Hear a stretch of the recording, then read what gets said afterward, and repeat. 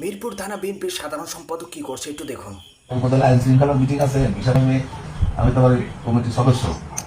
এখানে প্রস্তুতি উপজেলা আইন শৃঙ্খলা মিটিং আছে, হিসাবে আমি তোমার কমিটির সদস্য। এখানে প্রস্তুতি।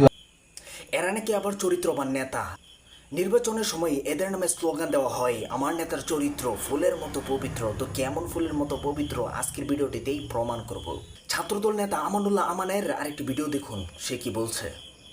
শিবিরকে জানতে যদি কেউ জানতে পারে যে সে প্রেম করছে, তাকে সরাসরি তারা নাকি বহিষ্কার করে দেয়। আপনারা কি তাকে বাহবা দেন নাকি কি প্রেম করার জন্য? হ্যাঁ, আপনি তো ব্যক্তিগত জীবনে আপনি প্রেমে টেমে পড়ছেন, আপনার চেহারা দেখলাম স্বাভাবিক বিষয় আপনাদের কাছে। না, এটা তো আমরা তো ইসলামিক সংগঠন করি না রে ভাই। আমরা তো মানে ইসলামিক মানে কি বলে ফান্ডামেন্টাল যে বিষয়গুলো আমাদের সংগঠনের প্রেম করতেই পারে, ঠিক আছে, এটা স্বাভাবিক। কিন্তু অপরাধ তো আরেকটা জিনিস, ঠিক আছে। তারা কি তো প্রেম আর আপনার অপরাধ, প্রেম আর জবরদস্তির মধ্যে তো পার্থক্য আছে।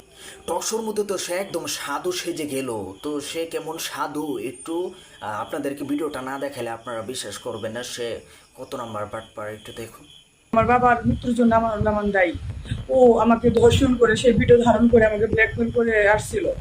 আমি ভয়ে আমি কোনো কিছু বলতে। এরা কিভাবে ব্ল্যাকমেল করে এবং এরা কিভাবে এই আকাম কুকামগুলো করে, এটা তো তারা এই মহিলাটি স্পষ্ট করে বলে দিল।